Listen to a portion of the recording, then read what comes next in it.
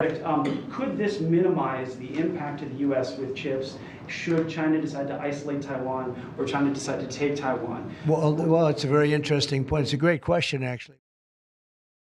Today, Taiwan Semiconductor is announcing that they will be investing at least $1 billion in new capital in the United States over the next short period of time to build state-of-the-art semiconductor manufacturing facilities. I think mostly it's going to be in Arizona, which is what I understand, which is a great state because I won it.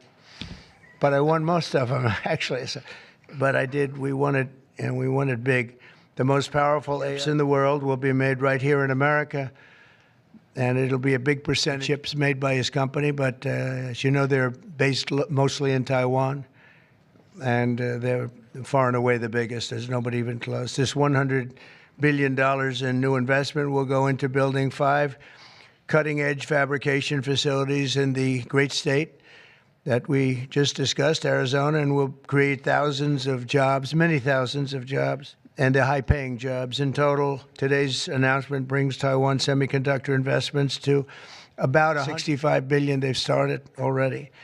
Among the largest new foreign direct investments in the United States. Apple, as you know, made a big announcement last week of $500 billion, and we have some others that have announced. We have many that want to announce, but I don't have time to do all of these announcements, I tell you. But for you, I'm doing the announcement. Thank you. This will create hundreds of billions of dollars in economic activity. America's dominance in artificial intelligence and beyond. Semiconductors are the bone of the 21st century economy, and really, without the semiconductors, there is no economy. Powering everything from AI to automobiles to advanced manufacturing, and we must be able to build the chips and semiconductors that we need right here in American factories with American skill and American labor, and that's exactly what we're doing. As you know, Taiwan pretty much has a monopoly on that market. And I think pretty much is not a term that's even appropriate. They do have a monopoly, and this is a tremendous move by the most powerful company in the world. It's a matter of economic security. It's also a matter of national security for us.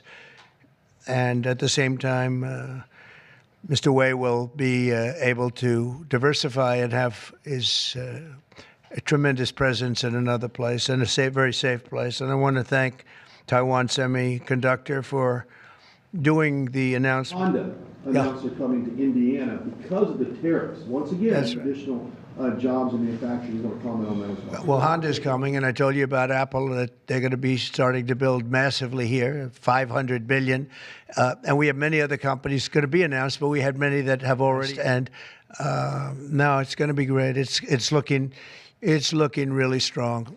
I don't think this country has ever seen anything like we're seeing right now. Now, the tariffs, as you know, will start a week earlier than the reciprocal, which is going to be on a couple of weeks earlier. Reciprocal tariffs start on April 2nd. And I wanted to make it April 1st, but I didn't want to go April Fool's Day, because that costs a lot of money, but that one day. But so we're going April 2nd. But very importantly, tomorrow tariffs 25% on Canada and 25% on Mexico, and that'll start. So they're going to have a tariff. So what they have to do is build their car plants, frankly, and other things in the United States, in which case they have no tariffs.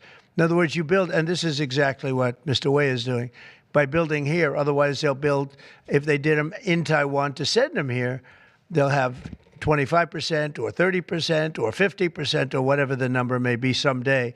It'll go only up.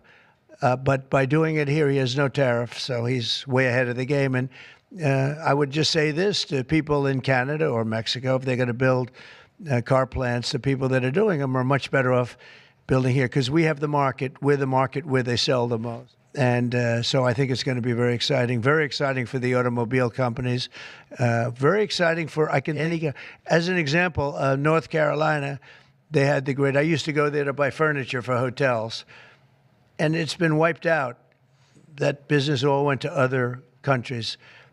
And now it's all going to come back into North Carolina, the furniture manufacturing business. Could this minimize the impact of the U.S. with chips should China decide to isolate Taiwan or China decide to take Taiwan? Well, it's a very interesting, it's a great question, actually. But this would certainly, I can't say minimize. That would be catastrophic event, obviously, but it will at least give us a position where we have, in this very, very important business, we would have a very big part of it in the United States. So it would have a big impact if something should happen with Taiwan. Russian sanctions. Are you looking at the Russian sanctions if there is a peace deal? Well, we're going to make deals with everybody to get this war, including Europe and European nations.